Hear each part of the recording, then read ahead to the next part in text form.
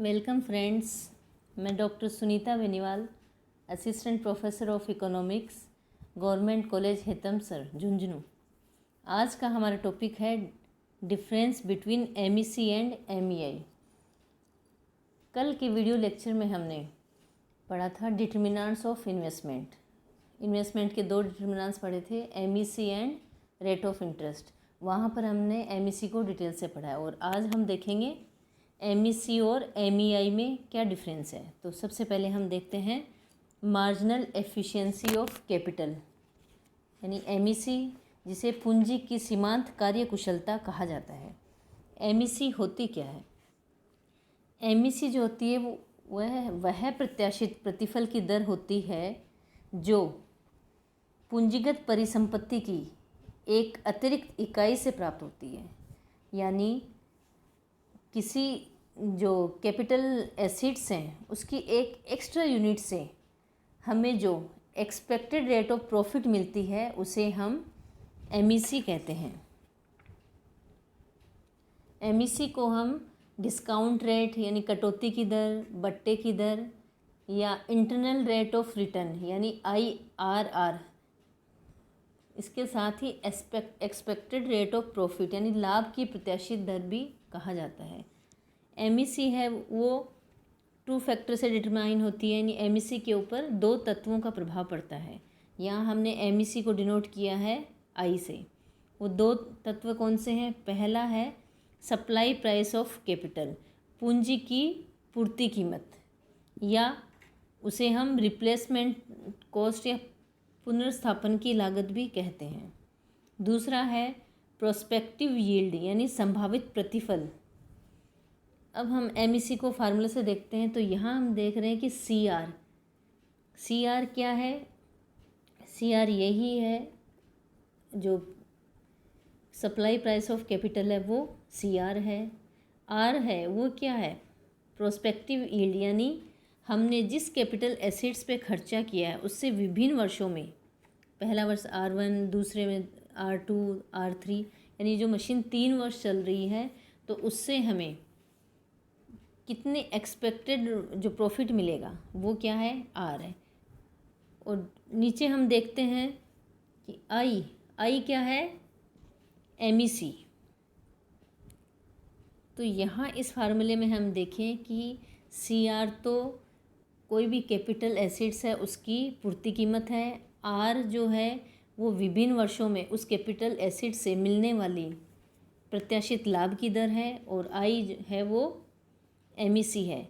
तो एमईसी क्या करती है? एमईसी है वह विभिन्न वर्षों में हमें जो रिटर्न्स मिलने वाले हैं, यानी कैपिटल एसेट्स से हमें विभिन्न वर्षों में मिलने वाले जो रिटर्न्स हैं, यानी इनको किसके बराबर कर देती है? सीआर के बराबर कर देती है। अब अगर एक इन्वेस्टर है वो किसी प्रोजेक्ट में इन्वेस्टमेंट करता है तो वो 2 चीज़ों के ध्यान में रखता है। पहली एमईसी कितनी है, और दूसरी रेट ऑफ इंटरेस्ट कितनी है। रेट ऑफ इंटरेस्ट या हम बोलें तो कॉस्ट ऑफ बोरोइंग, यानी उसके पास में पैसा अगर नहीं है तो मार्केट से वो पैसा उधार लेता है तो उसके बदले में ब्याज चुकाता है, तो ये क्या हो जाएगी? Cost of borrowing. तो एक इन्वेस्टर जो होता है वो किसी भी कैपिटल में इन्वेस्ट करने से पहले 2 चीज़ों का ध्यान रखता है, एमईसी और रेट ऑफ इंटरेस्ट में। अगर एमईसी ग्रेटर देन होती है मार्केट रेट ऑफ इंटरेस्ट से तो जो इन्वेस्टर है उसको प्रॉफिट होता है, यानी आई ग्रेटर देन आर। तो इन्वेस्टर क्या करेगा? उसको प्रॉफिट होगा और वो उस प्रोजेक्ट में इन्वेस्ट करेगा। और कब तक इन्वेस्ट करता चला जाता है? जबकि उसकी एमईसी या आई जो है वो रेट ऑफ इंटरेस्ट के इक्वल नहीं हो जाए।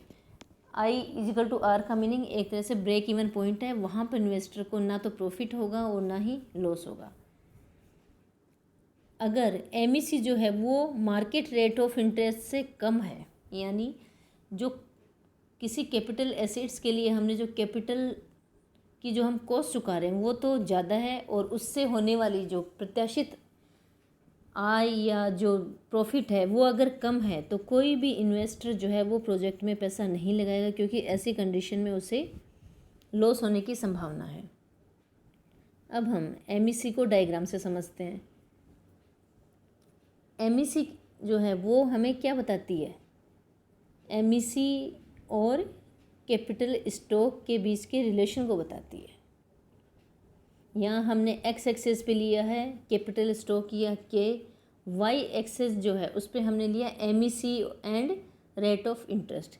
यहाँ हम देखें तो एमईसी का जो कर्व है वो नीचे की ओर गिरता हुआ है, लेकिन किन्स ने एमईसी वक्र को बनाने से पहले एक मान्यता ली है, वो क्या है कि रेट ऑफ इंटरेस्ट और जो कैपिटल एसेट्स की जो प्राइसेस हैं, यानी जिस कैपिटल एसेट पे हम इन्वेस्ट कर रहे हैं उनकी प्राइसेस फिक्स रहती हैं, उनमें कोई चेंज नहीं होता है। कैपिटल एसेट्स की प्राइसेज और रेट ऑफ इंटरेस्ट में कोई चेंज नहीं होता है। ऐसी कंडीशन में जो एमईसी कर्व होता है वो नीचे की ओर गिरता हुआ होता है।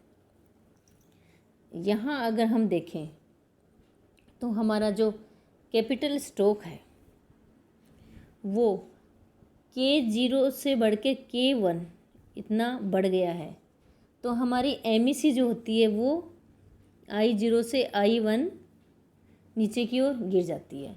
यानी कैपिटल स्टॉक के बढ़ने से एमईसी कम होती है। कैपिटल स्टॉक और एमईसी दोनों में नेगेटिव रिलेशन है। अब इसका क्या रीज़न है?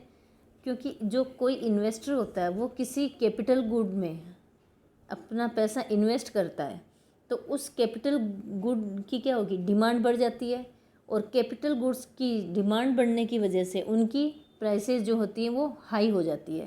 प्राइसेस हाई होने से एक इन्वेस्टर के लिए उसकी कॉस्ट या सप्लाई प्राइस जो है वो हाई हो जाएगी, और सप्लाई प्राइस हाई होने पर एमईसी की वैल्यू जो होती है वो कम हो जाती है। तो यहाँ हमने क्या देखा, किसी भी कैपिटल एसेट्स पे अगर हम खर्चा बढ़ा देते हैं, यानी K0 से K1 कर देते हैं, तो एमईसी जो होती है वो कम हो जाती है। ये तो हो गया एमईसी, जिसमें हमने एमईसी की परिभाषा देख ली, उसको फार्मूले से भी देख लिया और डायग्राम से भी देख लिया। तो एमईसी को हम शॉर्ट में गए तो एमईसी कैपिटल स्टॉक और एमईसी के मध्य रिलेशन को बताती है, जो कि नेगेटिव है। इसका फार्मूला भी हमने देख लिया है। और एक इन्वेस्टर एमईसी के आधार पर निर्णय लेता है, जब उसकी एमईसी उसकी रेट ऑफ इंटरेस्ट से ज़्यादा होती है तो वो इन्वेस्ट करता है और उसको प्रॉफिट होता है। अब सेकंड कॉन्सेप्ट हम देखेंगे MEI, marginal efficiency of investment, निवेश की सीमांत कार्यकुशलता।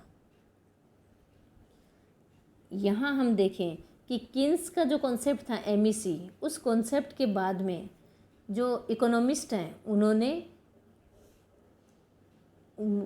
एमईसी के कॉन्सेप्ट के बाद में MEI को जो है वो प्रकट किया। अब है MEI क्या होती है? एमईसी में जिस तरह से हमने देखा था कि एक एक्स्ट्रा यूनिट कैपिटल एसेट्स में इन्वेस्ट करने से उसको मिलने वाली एक्सपेक्टेड रेट ऑफ प्रॉफिट क्या होती है, उसी तरह से MEI में कैपिटल स्टॉक की जगह हम क्या ले लेंगे, यहाँ पर इन्वेस्टमेंट ले लेंगे। तो MEI जो होती है वो प्रत्याशित प्रतिफल की वह दर होती है जो निवेश की एक अतिरिक्त इकाई से प्राप्त होती है हमें दी गई समय अवधि में। यानी MEI जो होती है वह एक्सपेक्टेड रेट ऑफ रिटर्न होती है जो इन्वेस्टमेंट की एक एक्स्ट्रा यूनिट में इन्वेस्ट करने की वजह से हमें मिलती है। MEC की तरह हम MER को भी इक्वेशन के रूप में देखते हैं। तो यहाँ हम देखें कि R है वो क्या हो जाएगा, MEC में तो R था कैपिटल एसेट से अलग अलग वर्षों में मिलने वाले प्रत्याशित लाभ, और यहाँ जो R है वो क्या हो जाएगा, कैपिटल एसेट की बजाय हम क्या कहेंगे, इन्वेस्टमेंट की मात्रा से हर वर्ष मिलने वाला जो एक्सपेक्टेड एनुअल इनकम हमारी कितनी है। C है, वहाँ थी रिप्लेसमेंट कॉस्ट, और यहाँ क्या है, कॉस्ट ऑफ बोरिंग या जो इन्वेस्टमेंट प्रोजेक्ट है उसकी फाइनेंसिंग करने की हमारी कॉस्ट कितनी आ रही है। और नीचे D है वो है MEI, और वहाँ हमने MEC को देखा था I से। तो यहाँ भी हम देखें तो MEI या D क्या होती है, MEI जो होती है वो किसी भी प्रोजेक्ट में हम अगर इन्वेस्ट करते हैं तो उस प्रोजेक्ट से विभिन्न वर्षों में मिलने वाली जो प्रत्याशित लाभ या एक्सपेक्टेड रेट ऑफ प्रॉफिट है उसको कॉस्ट ऑफ बोरोइंग या सी के बराबर कर देती है।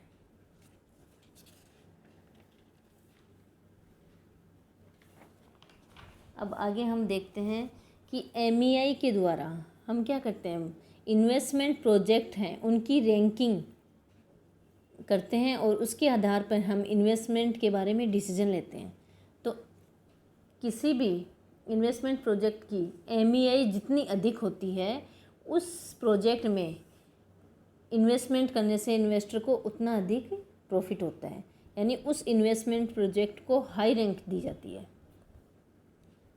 एमईआई को अगर हम और एक्सप्लेन करें तो एक फर्म का जो प्रॉफिट होता है वो कहाँ मैक्सिमम होता है, जहाँ उसको उस फर्म को मिलने वाली टोटल इनकम जो होती है या रेवेन्यू है वो ज़्यादा होती है किससे, टोटल कॉस्ट से।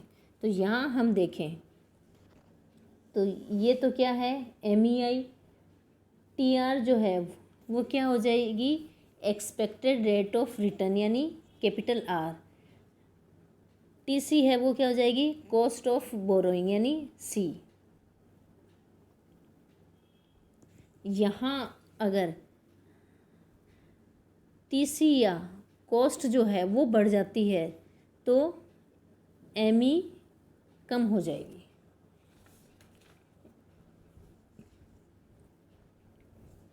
आगे है, क्योंकि जो टोटल कॉस्ट बढ़ी है, एक तरह से टोटल कॉस्ट बढ़ने का मीनिंग है कि रेट ऑफ इंटरेस्ट बढ़ गई है, तो उसकी वजह से हमारी कॉस्ट बढ़ गई है और इसकी वजह से जो इन्वेस्टमेंट है वो कम हो जाएगा और इन्वेस्टमेंट कम होने की वजह से हमारे प्रॉफिट्स जो हैं वो भी कम हो जाते हैं। एमईआई जो होती है उसके आधार पे एक फर्म इन्वेस्टमेंट के डिसीजंस लेती है और इन्वेस्टमेंट का डिसीजन वो कब लेगी, जब वो देखते हैं कि उसकी एमईआई ग्रेटर देन है रेट ऑफ इंटरेस्ट से, यानी उस फर्म को इन्वेस्टमेंट करने से मिलने वाला जो एक्सपेक्टेड प्रॉफिट है वो ज़्यादा हो, किससे, उस इन्वेस्टमेंट से उसकी आने वाली कॉस्ट से ज़्यादा, तो फर्म इन्वेस्टमेंट करने का डिसीजन लेती है।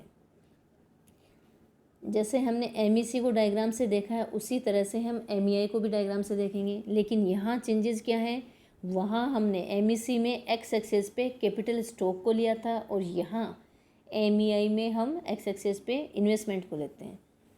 ठीक है, तो हमें एक्स एक्सेस पे इन्वेस्टमेंट को लिया है और वाई एक्सेस पे एमईआई और रेट ऑफ इंटरेस्ट को लिया है। तो यहाँ हमें एमईआई कर्व मिला है जो नीचे की ओर गिरता हुआ है, बाएं से दाएं नीचे की ओर गिरता हुआ है। ये हमें ये बताता है कि रेट ऑफ इंटरेस्ट और जो इन्वेस्टमेंट है इन दोनों में इन्वर्स या अपोजिट रिलेशन पाया जाता है।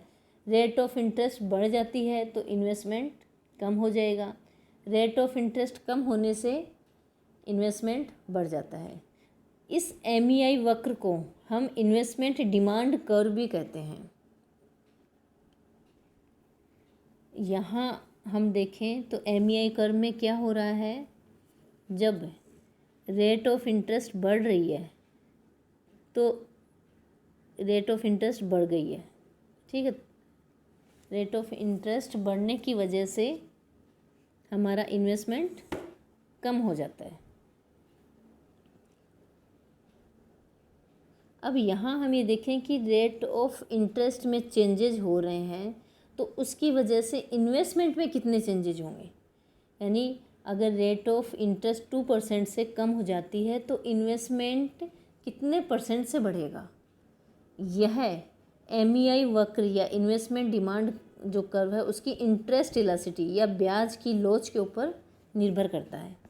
अगर हम ये मान लेते हैं कि एमईआई वक्र जो है वो कम लोचदार या कम इलास्टिक है, यानी इलास्टिसिटी लेस देन 1 है, तो ऐसी कंडीशन में क्या होगा, रेट ऑफ इंटरेस्ट कम होने से इन्वेस्टमेंट बहुत ज़्यादा नहीं बढ़ेगा। लेकिन अगर एमईसी वक्र जो है वो अधिक इलास्टिक है, यानी इलास्टिसिटी ग्रेटर देन 1 है, तो रेट ऑफ इंटरेस्ट कम होने से इन्वेस्टमेंट बहुत ज़्यादा बढ़ जाएगा। तो एमईआई वक्र में रेट ऑफ इंटरेस्ट का प्रभाव जो है वो इन्वेस्टमेंट पे देखते हैं। ये किस पर निर्भर करता है कि एमईआई जो वक्र है उसकी लोच या वो कितना इलास्टिक है। तो यहाँ हमने दोनों कॉन्सेप्ट देख लिए हैं, MEC एंड MEI। अब हम देखेंगे difference between MEC and MEI। इसे भी हम डायग्राम से एक्सप्लेन कर रहे हैं। एक्स एक्सेस पे हमने इन्वेस्टमेंट डिमांड को लिया है, वाई एक्सेस पे हमने MEC and rate of interest को लिया है। तो हमें MEC कर्व जो है वो मिल रहा है। यहाँ हम देखें तो R है वो क्या है, वह ब्याज की दर है जहाँ इन्वेस्टमेंट डिमांड कितनी होती है, ID होती है। यानी इकोनॉमी में इस रेट ऑफ इंटरेस्ट पर इससे ज़्यादा इन्वेस्टमेंट नहीं हो सकता। अगर हम इन्वेस्टमेंट को बढ़ाना चाहते हैं तो हमें इकोनॉमी में रेट ऑफ इंटरेस्ट को कम करना पड़ेगा।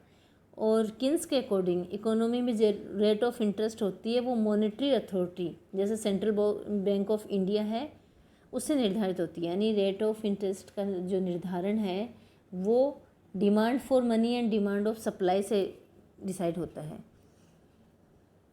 यहाँ भी हम देखें कि रेट ऑफ इंटरेस्ट को अगर हम कम करते हैं तो इन्वेस्टमेंट कितना बढ़ेगा, यह MEC वक्र के स्लोप के ऊपर डिपेंड करता है।